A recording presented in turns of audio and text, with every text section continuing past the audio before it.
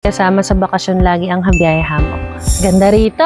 My goodness! Wala ako sa Baguio, hulaan niyo kung nasan ako. So ito mismong lugar na to is in the Hilayan Adventure Park, specifically the Alpine Village. So set up natin ngayon itong Habiyahe Hammock natin. And so tinape ko ng ganyan sa ballpen para madaling ipasok. Dito mo yan ipapasok. Daming nagkakamali na nagpapasok dito. Ewan ko ba.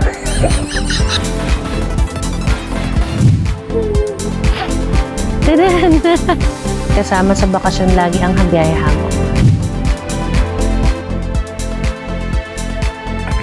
So, again, ang masasuggest ko para sa mga beginners ay sintas lang na tali. Iba, ganyan. Siyempre, i-double knot mo.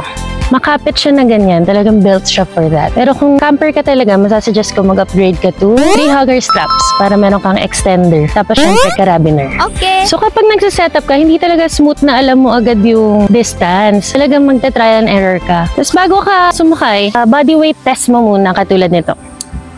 Para hindi ka ma-fall. Thank you so much! Bukidnon!